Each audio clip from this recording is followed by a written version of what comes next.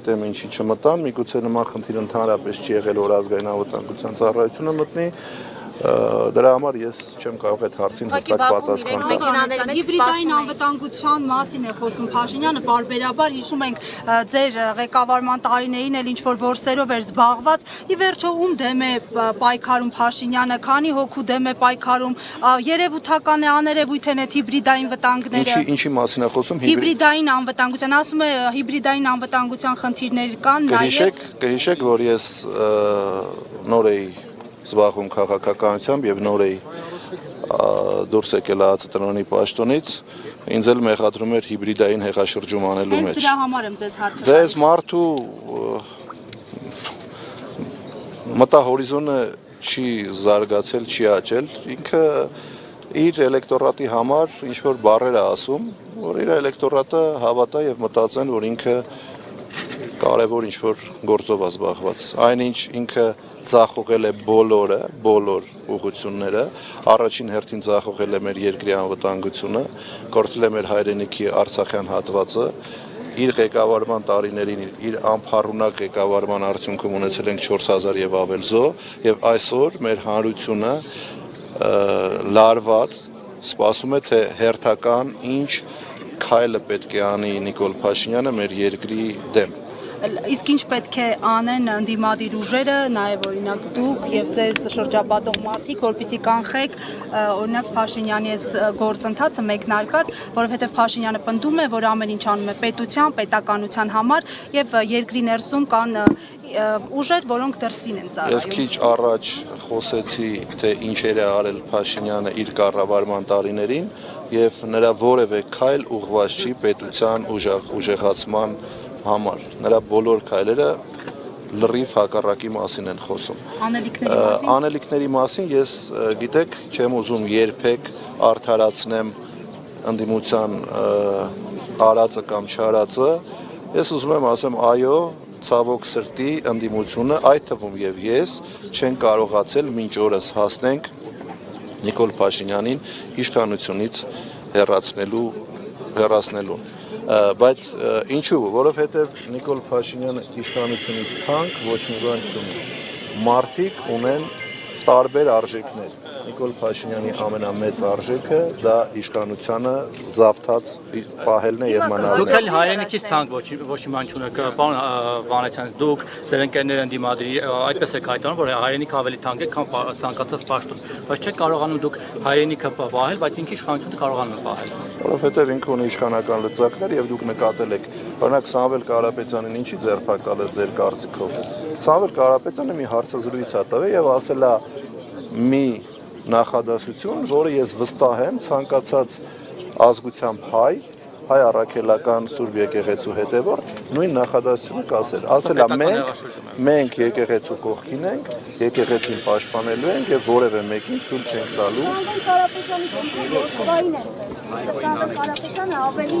հայտարարություններ ժամանակին արել է։ Հիմա իշխանությունները Սամվել Կարապետյանից Մոսկվայում ասում են, տեսեք Մոսկվայից ինչ արագ արձագանքեցին։ Իշխանությունները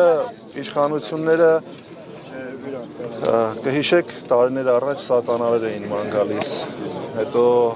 ինձնից հետո սատանաներ էին ման գալիս, հետո Նիկոլ Փաշինյանի ընտանեկան թերթը ծաղրում էր ազգային անվտանգության ծառայությանը եւ պաշտոնական հարցում էր ուղարկում, ասում էր ինչ փուլում է գտնվում վարչապետի կողմից տրված հանձնարարական ազգային անվտանգության ծառայությանը սատանաներ ворցալու հարցում ու ազգային անվտանգության ծառայությունն էլ չգիտեմ ինչու պատասխաններ տալիս, որ օպերատիվ հետախուզական միջոցառումները շարունակվեն։ Իմ համար դա շատ ցավալի է, ես դա որ ասում եմ ժպտալով ենք ասում եւ հումորի ենք վերածում, բայց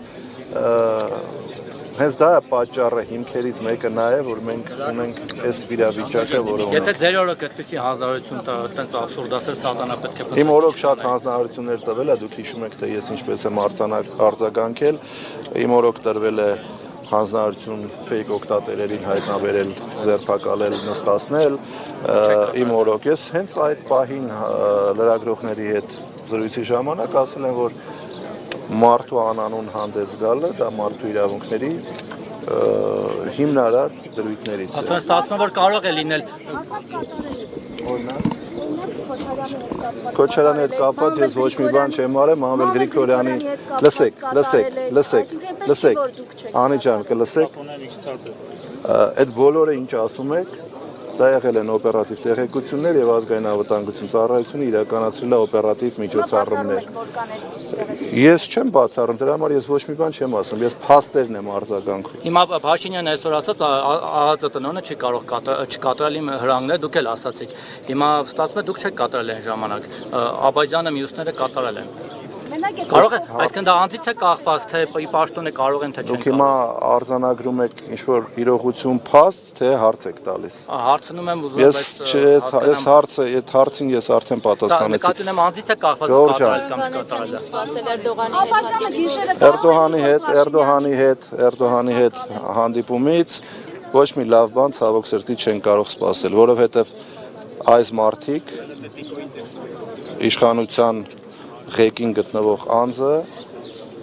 որևէ մի անգամ չի արել հայանպաստ որևէ քայլ չի արել։ Ես չգիտեմ, ես մի կարծիք ունեմ, որ ինքը օրինակ ինչ պետք է անի 26 թվականի ընտրություններին, ինչպես պետք է ինքը քաղաքացիներից խնդրի, որ իրեն նորից ընտրեն։ Միակ տարբերակը հետևյալն է. նա պետք է ունենա մի փաստաթուղթ, որը թափահարելով, ասի, որ սա փաստաթուղթ է, օրինակ անունը ինչ որ մի վերնագրով, խաղաղություն բառը մեջ է լինելով, այդ վերնագրով փաստաթուղթը ձեռքը գալու է Հայաստան ու ասի, ժողովուրդ, խնդրում եմ ինձ քվե տվեք, որ ես գնամ խաղաղության պայմանագիրը կնքեմ, որովհետև այլ տարբերակ եւ այլ առաջարկ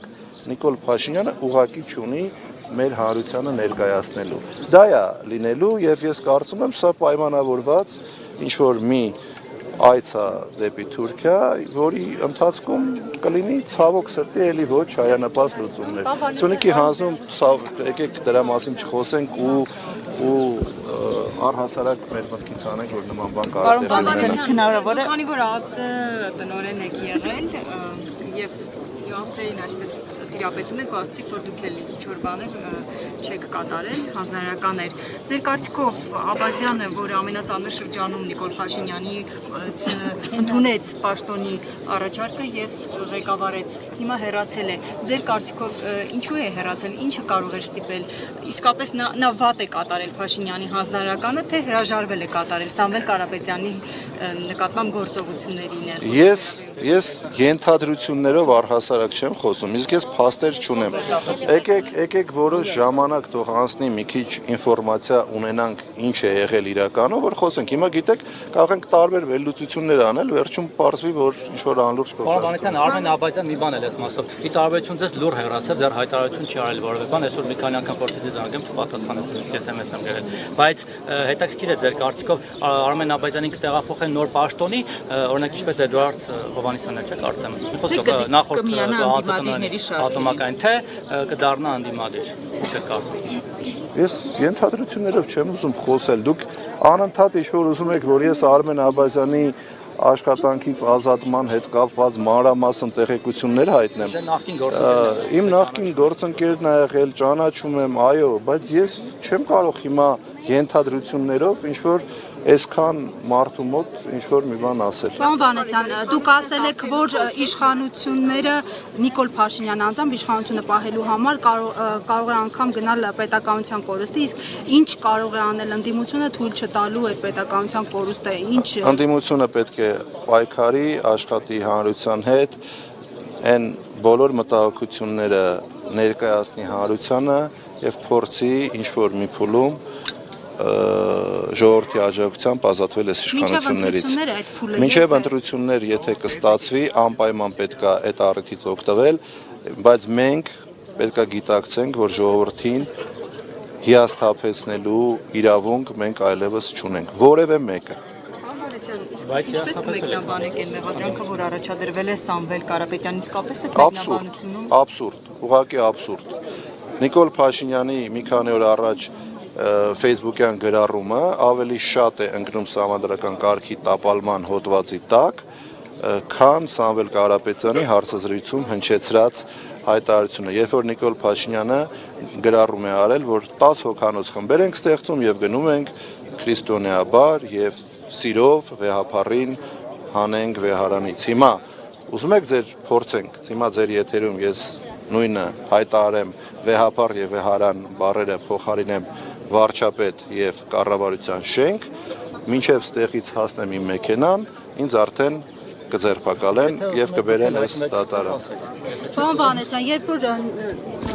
այն ժամանակ, երբ որ աշխատում էիք Փաշինյանի իշխանության տարիներին, կսպասեիք, որ մի օր Փաշինյանը այսպես կոչված էյֆորիայի անցնելուց հետո իշխանության ղեկավարից կվերածվի սովորական բլոգերի։ Եթե չմտածեի, հրաժարական չէի տա եւ քաղաքականությամբ չէի զբաղվի։ Շնորհակալություն բոլորիդ։